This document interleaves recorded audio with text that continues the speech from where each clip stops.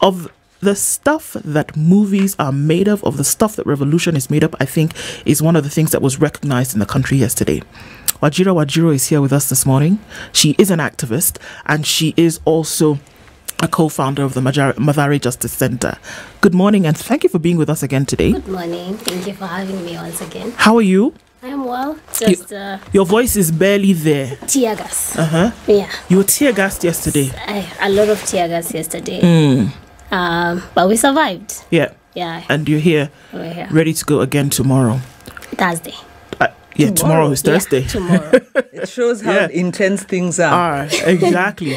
So, I mean, Wanjira, you're not new to this, even as we get into it. You're not new to this. And there's so many things that have characterized what we are already calling a revolution. What we are already calling that it's protests against a particular thing. But it seems to be the renaissance when it comes to folks are saying, you know what? We have a generation that has always been said, you bear the responsibility of carrying the nation. This youth that everybody has said, it is you, it is you. But here then we saw a very different kind of protest yesterday. Some things were the same. You've just talked about the tear gas and you talked about the police and all of that. Those things were constant. But we saw character shift yesterday. Walk us through some of those things that happened yesterday, from the planning of this thing to the actual, activating of it through the day. I want to do that with you in just a minute, but Siti's going to welcome you with today's proverb, which comes from Mauritius. Yes. Did you know that Mauritius is not just one island? There are others. There is Rodriguez, it's an island. There is Aglega, and there is St. Brandon. Yes. Okay. And is the population spread? It is spread, but on the island that we refer to as Mauritius, that's the main island, that's where the population is biggest, but they're not really that many. If you compare them to Kenya, we're really many. How many are there? Argument's sake. 2 million. There are many. Okay. Smaller than Nairobi. Nairobi has too many people. in case you didn't know. Let me tell you, this population we have in Kenya is growing at a very, very fast rate. Anyway, that having been said, let me talk about the proverb.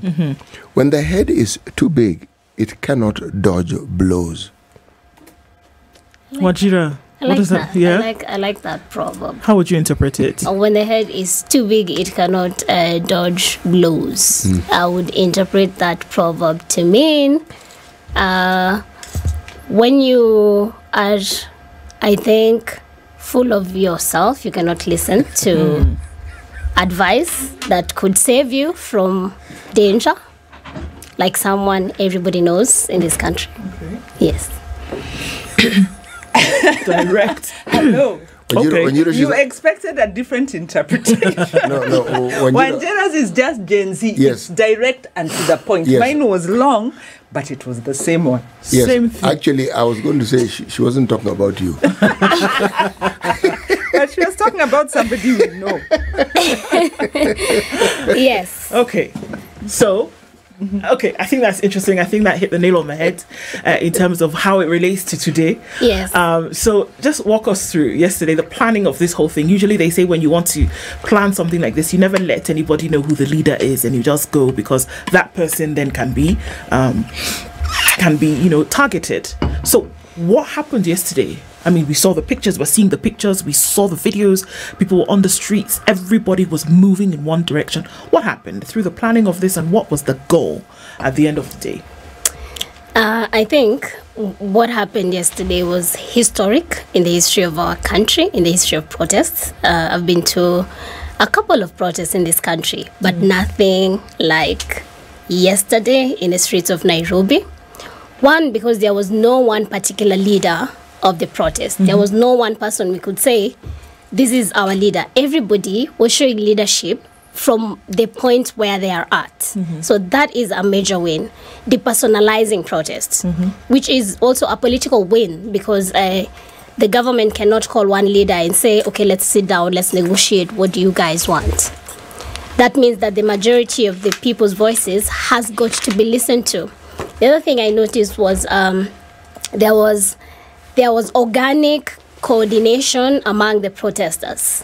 it was organic. Like, people would gather at Nation Center, police would come and tear gas, and someone would shout, City Market.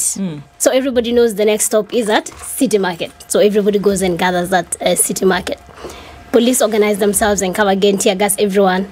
Somebody shouts, Archives! So everybody disperse, but they know the next step we are gathering at Archives. There was also a lot of solidarity from businesses around CBD yesterday.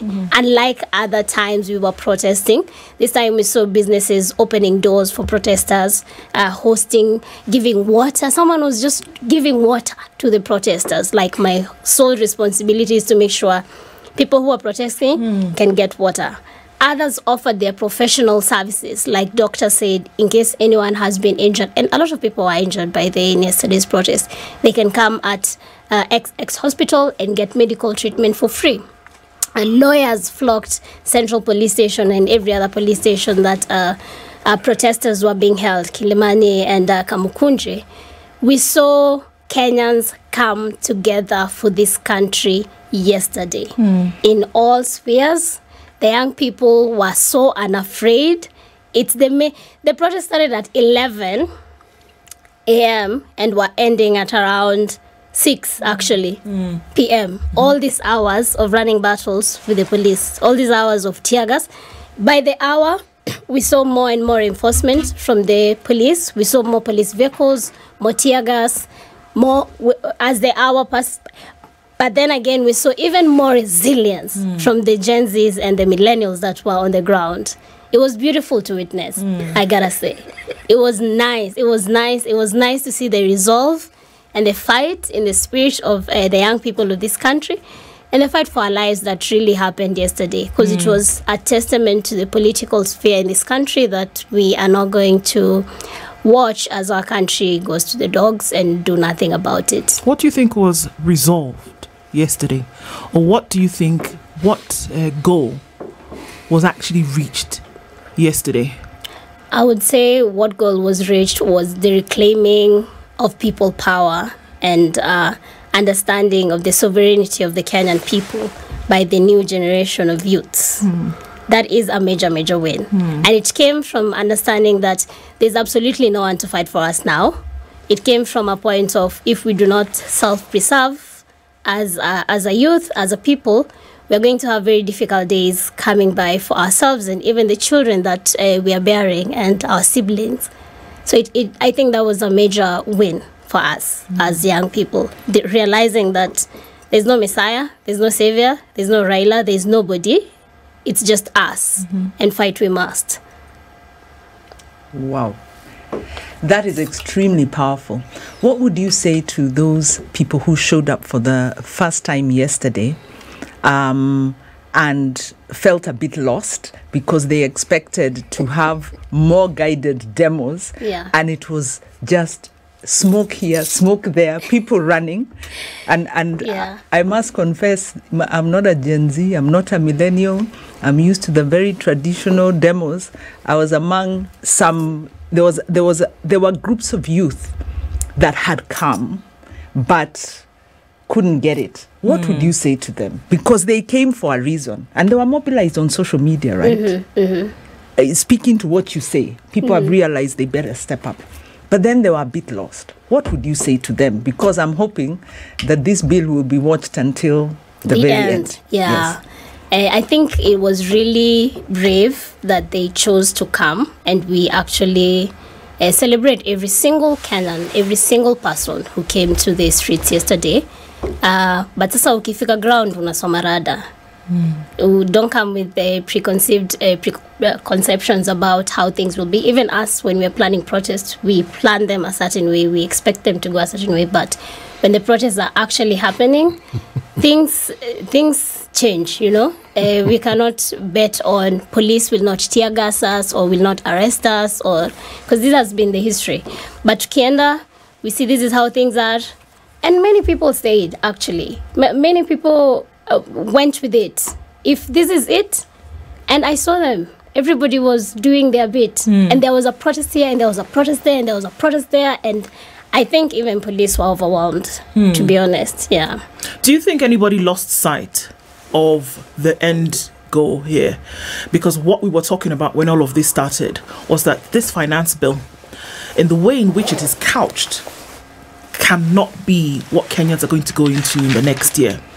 So with the running, because it's interesting that you talked about this, that you go from one point to another, and somebody shouts archives and you go, somebody shouts the next place and you go. So remaining on the streets, did anybody lose focus about why we were on the streets yesterday? Absolutely not. If anything, the chants that came up that were not part of the plan were the anti-government chants of Ruto must go, Mwizi. Ruto must go, Mwizi.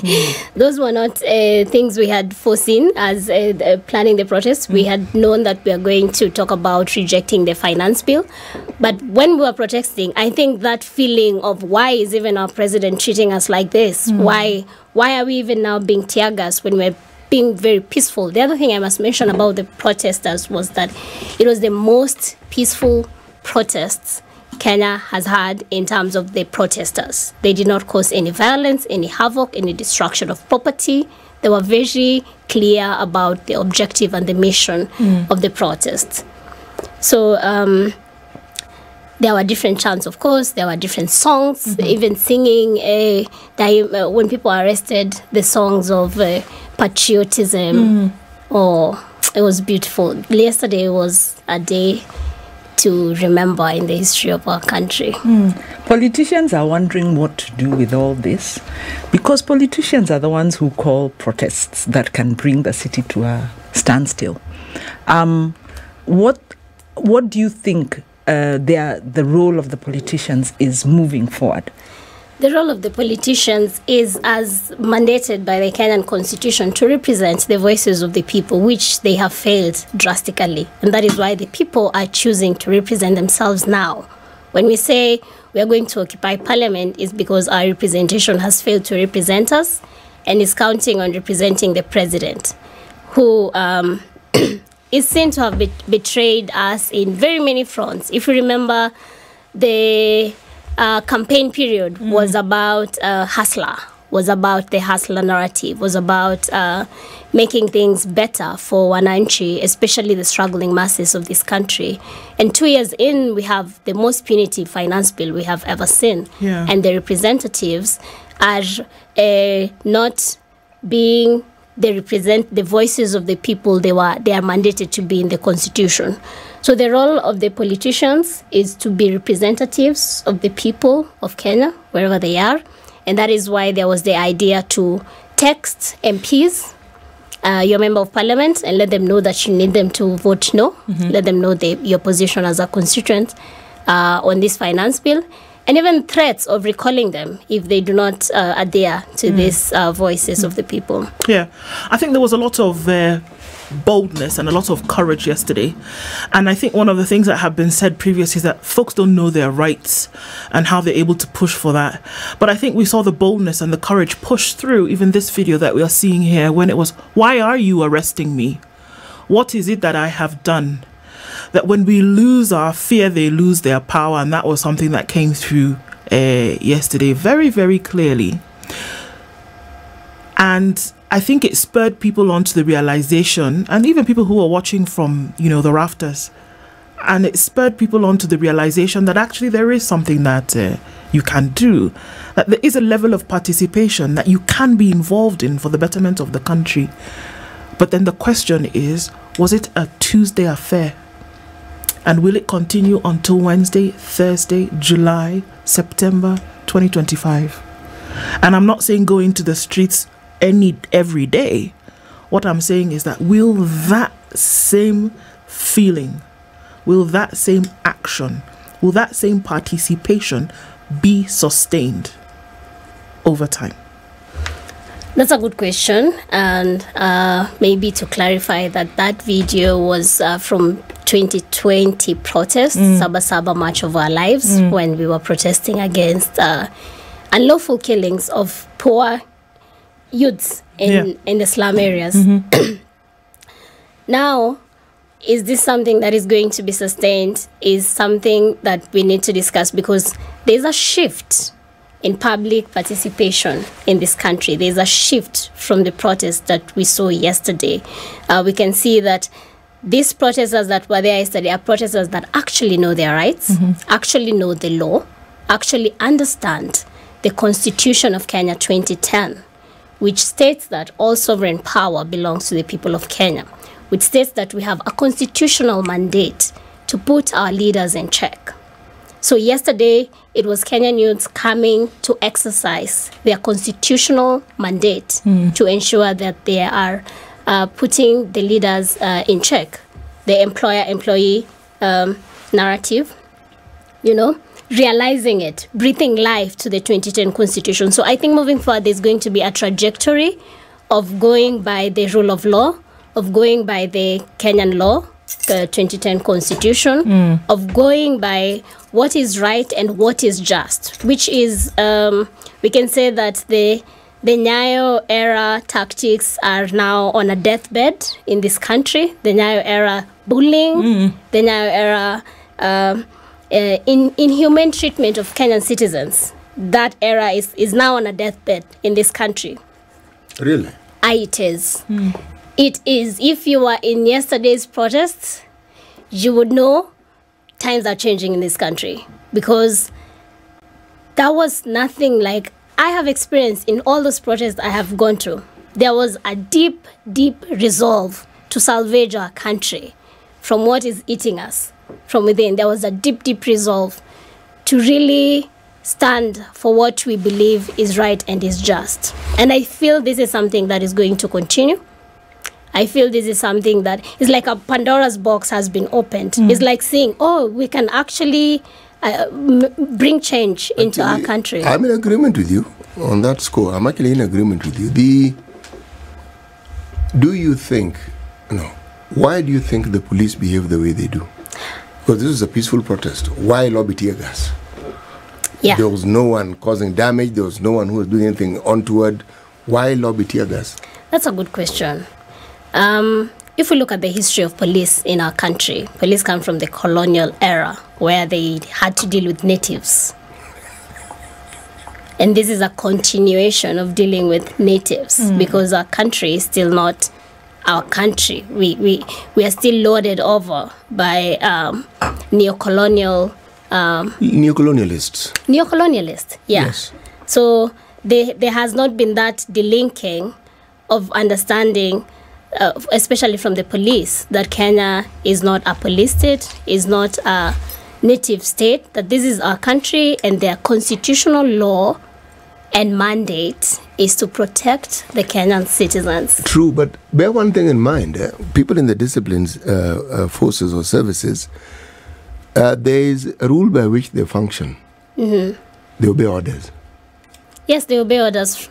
Yes. So if there's a leadership that seeks, because the question I'm asking is, do you think the police decide they're going to lobby tear gas, or are they given instructions as to what to do?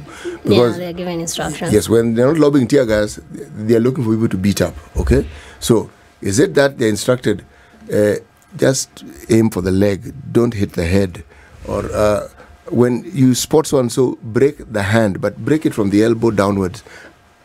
Is it they decide to do this, or are they given instructions? I'm repeating the question again. They are definitely given instructions, because we see even the police command say that they have not given permission for protests to take place. We are not asking for his permission. All we have to do is offer our notification about the protest.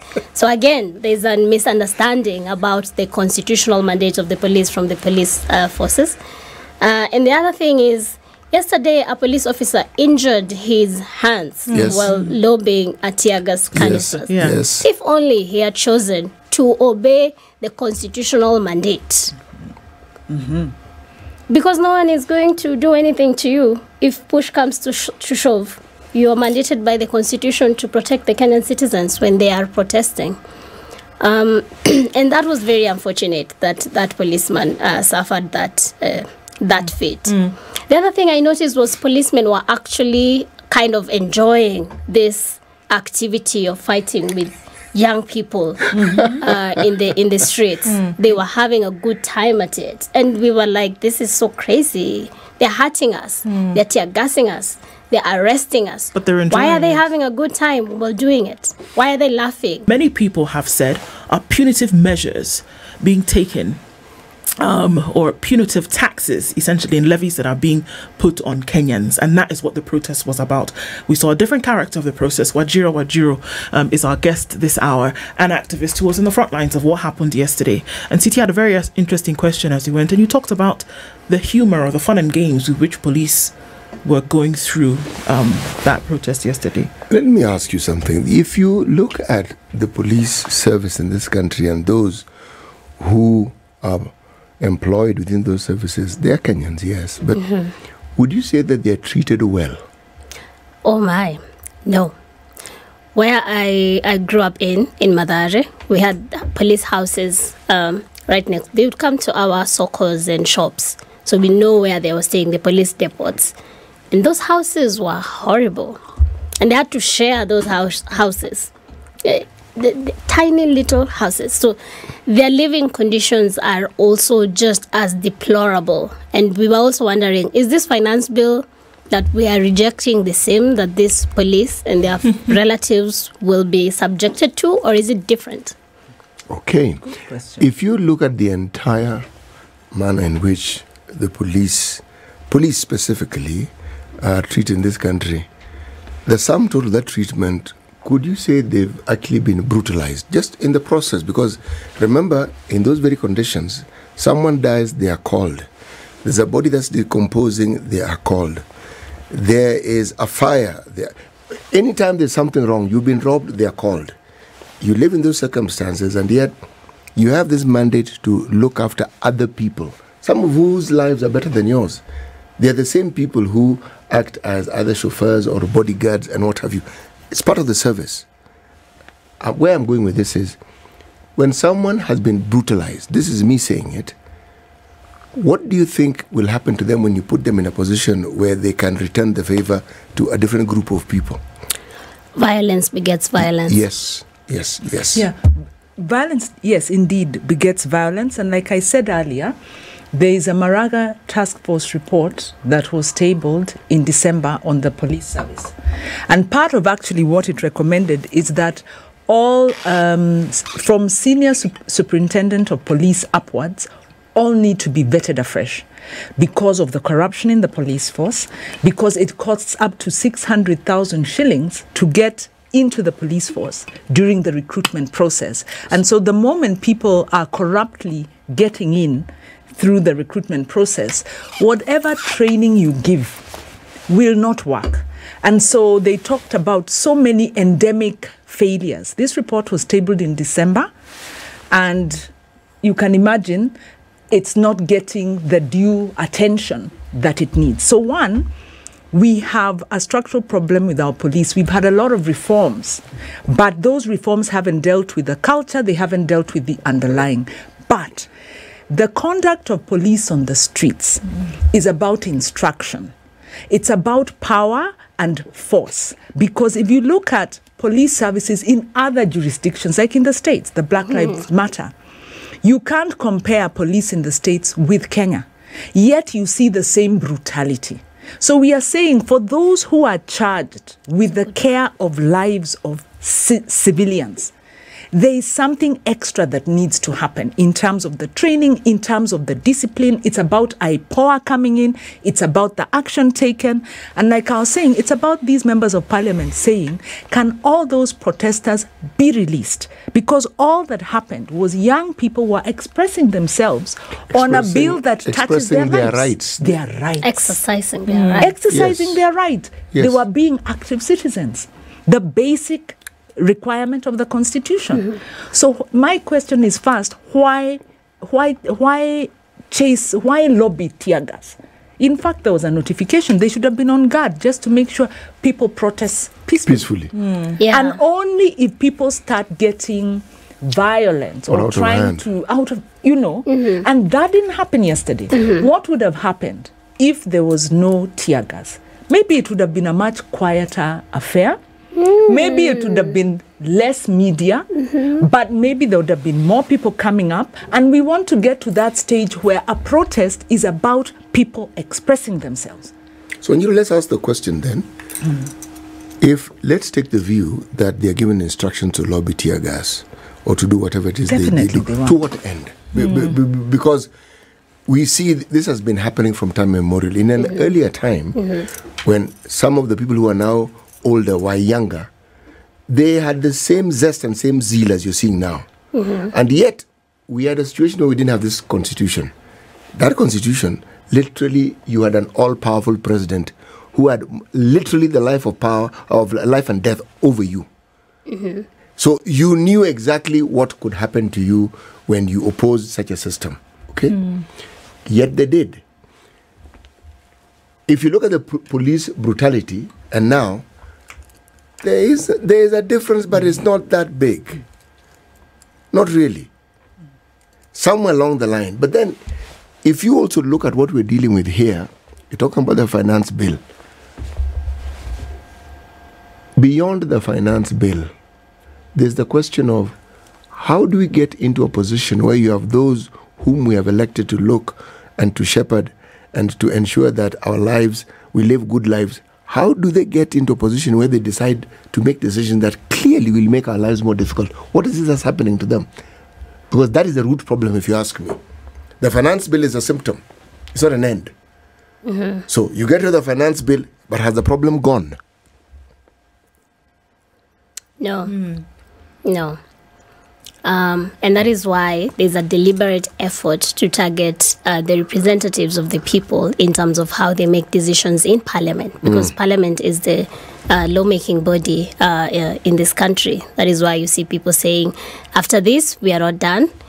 We are going to wait for voting to happen. We are going to see everybody who voted for the people or against the people, and we are going to make examples of everybody who betrayed the people. What does that mean?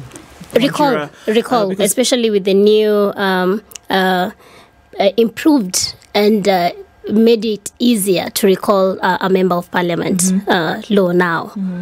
So there's more active participation in politics than there was before, and that is what is making us very hopeful that there's actually going to be a bright future ahead. There's going to be real change in the coming years of the country. And I agree with you, Wanjira, because like I was saying, if you looked at the faces of members of parliament in State House yesterday, they were shell-shocked because they saw young people have forced the president to step down. And our president is... you might want to clarify what step down means. Okay. Like you said, it's probably a mind game. They are stepping down on some things. Not politically. No, not yet. Yeah.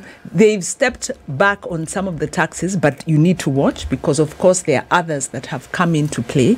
And I think members of parliament are in very unfamiliar territory. They are used to telling and using citizens. But this is Gen Z millennials coming out at a high cost because a lot of Gen Z millennials earn day by day. They are not, majority aren't on salaries. So when they're on the streets, they are not earning, majority of them. So it's high cost. So one, is that sustainable? And then what do you say to people my age, older than the millennials, who are sitting and saying, Gen Z will save us? Because I had so many messages like those. I saw even on social, Gen Z will save us. So how is this sustainable?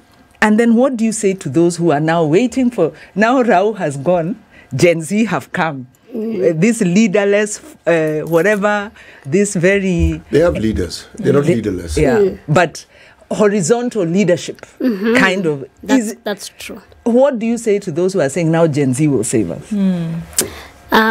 What I can say is active citizenship is not a reserve for any generation. Only that we are choosing to step up because as the young people, this is really about our lives and about our children. But active participation, you are not a Gen Z, you are not a millennial, but you're an active citizen.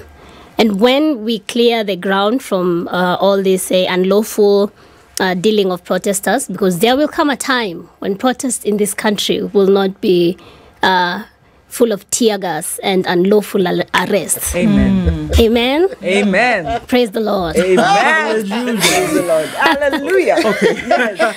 And this is because yesterday when Madam President LSK went to Central Police Station, police tried to tear gas. Can you imagine, Madam President? How do you tear gas the President of the Law Society of Kenya? But now Madam President promised to probably take legal action against the inspector of police because there's a clear violation of the Constitution. When we start taking those legal action and the judiciary and the people actually stand with the right thing, there's sure to be change because the Constitution is very clear. And it was, you were there during the Constitution making process. I see you looking at me. I look old enough to have been there. Yes, I was alive and well. Yeah, so you understand how participatory it was and how it was the people really that fought hard for this Katiba. That was actually people driven. Yeah, people driven. It was. If you look at the processes and the time it took, it was a long journey. Yeah. But yes, in the absence, it was one of the few times in this country where we saw literally everyone getting together, whether it's the religious leaders, whether it's civil society, whether it's politicians, we actually saw it. But then what happened? Constitution people came relaxed. in. Yes, I think people figured. People relaxed, Now the task of this generation and this everybody now, Gen Z, millennials, everybody, is to breathe life to that 2010 Constitution. We still call it new Constitution. Why? It is 2010 Constitution. We're in 2024. We need to realize the aspirations of that Katiba. It is a very progressive Constitution. And I believe people were not fighting for it so much and sacrificing all their time and everything just so we can say, oh, look, we have a cute new Constitution. Right. We need to really actualize and that Katiba and implement it. There still talks about the fact that quite a number of the areas of the Constitution are yet to be implemented. I mean, it's not conjecture, it's just true. But even as we talk about things like that and we talk about this finance bill, another piece of criticism that has come out very clearly is that folks who are protesting have not taken the time to actually go through each and every tenet of the bill and really understand exactly what it says and what it means. When we're looking at the intricacies of governance and government and what it takes to actually run a nation state, we know very well that taxes are important and that they're a necessary tool for this to happen.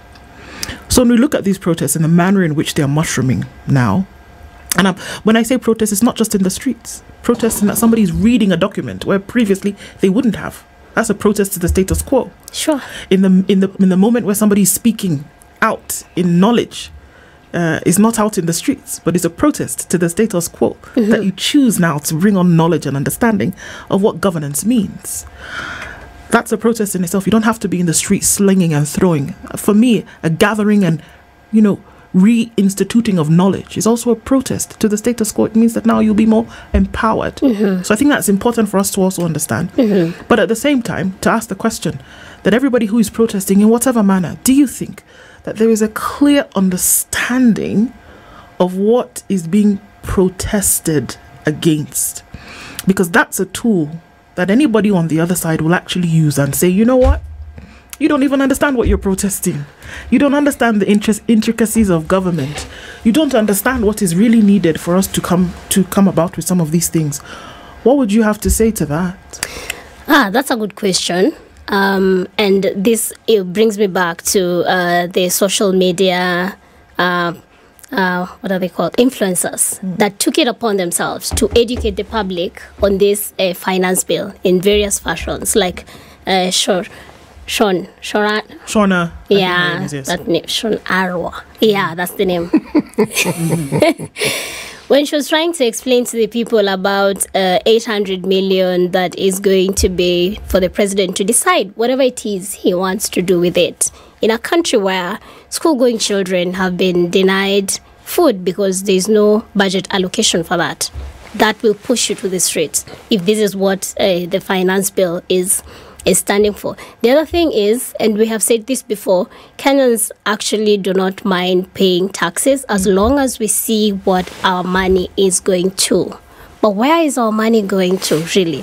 What mega projects are going on in the government? Why is it that we don't have medicine? Why is it that doctors are protesting?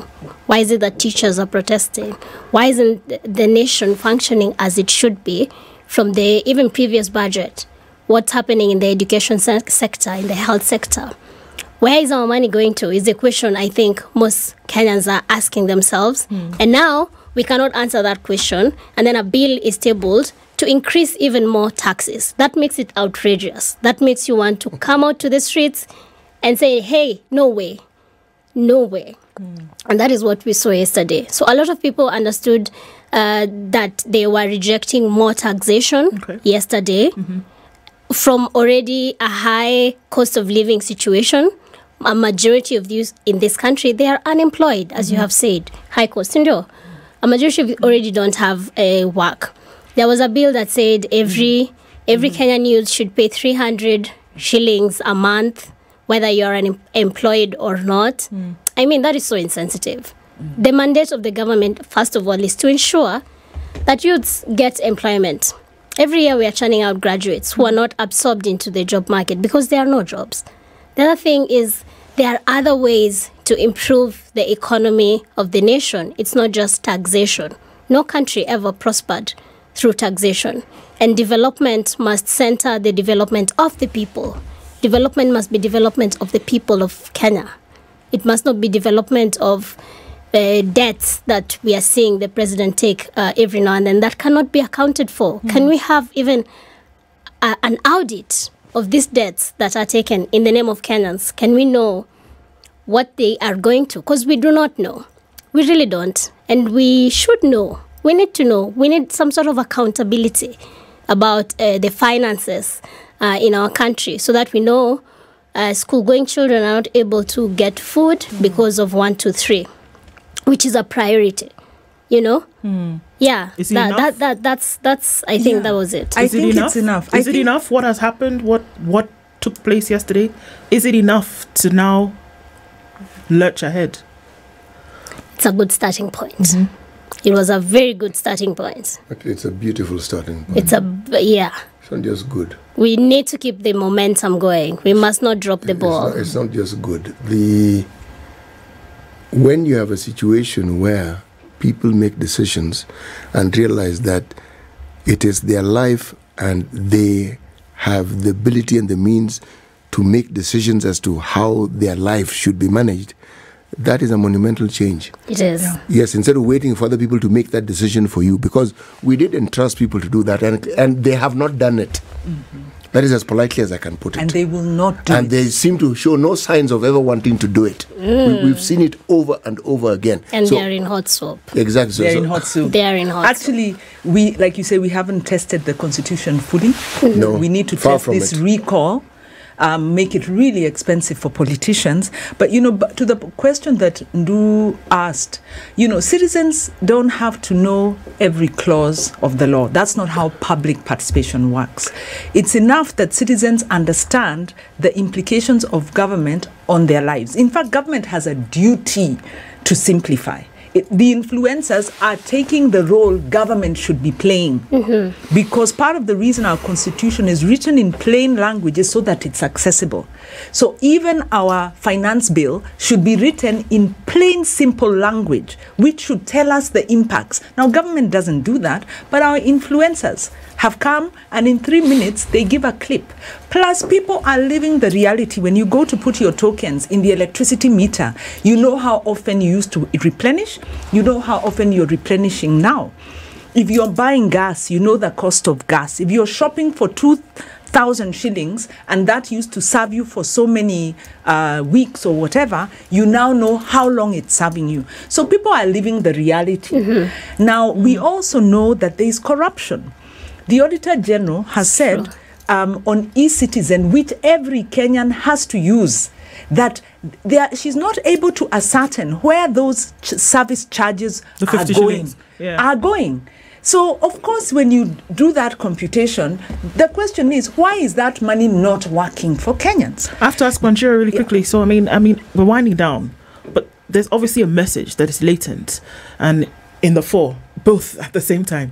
What would that be? What's the message today that's still coming out that needs to ring clear from your head, whether it's to the president, whether it's to the House of Parliament, who? The people are reclaiming their sovereignty.